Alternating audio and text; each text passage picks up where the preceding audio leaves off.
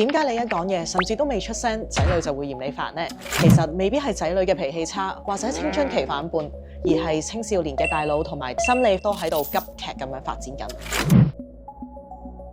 我哋大腦入面負責理性思考、控制衝動、預計後果嘅部分，一般要去到20歲之後先至會發展成熟㗎。不過，大腦負責情緒同埋冒險行為嘅部分呢，其實喺青少年期間就已經非常之活躍啦。簡單啲講，就係青少年好容易產生好強烈嘅情緒反應，但係又未可以控制到呢一股激動喎。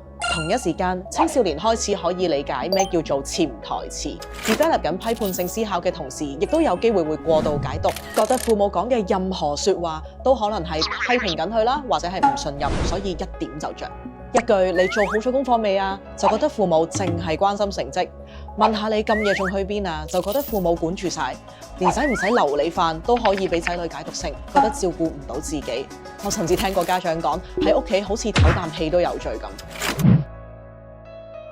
青少年心理發展嘅核心任務咧，就係尋求獨立同埋自我認同。青少年需要透過降低父母對佢哋嘅影響力，再喺同齡嘅朋友身上獲得認可，從而去到形成自我認同。呢個過程其實係冇得避㗎。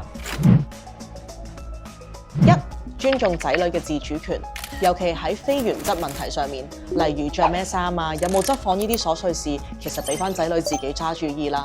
咁喺其他重要嘅事情方面咧，佢哋就會變得更願意合作啦。2、要管好自己把口，父母要避免做常惡、忍住説教同埋俾指令嘅衝動，多啲用開放性嘅問題去到引導仔女講出諗法。譬如呢件事你點睇啊？你覺得我可以點幫你？3、接受現實，一齊學習。仔女對父母嘅唔耐煩，其實係成長嘅必經之路，係大腦同埋心理發展嘅自然結果。雖然父母會心碎，但係都要學識放低個人情緒，用更加平和嘅方式去到陪仔女度過呢一個階段。最後想同大家分享一個我聽過嘅一句説話：親子關係就好似回力鏢咁樣，父母要學識喺恰當嘅時機同埋角度放手，嗰條無形但係確定嘅軌跡。唔係嚟自控制，而係建立喺信任上面。仔女可以勇敢咁樣飛翔，唔會失控，最後都係會平穩咁樣返到去你身邊嘅。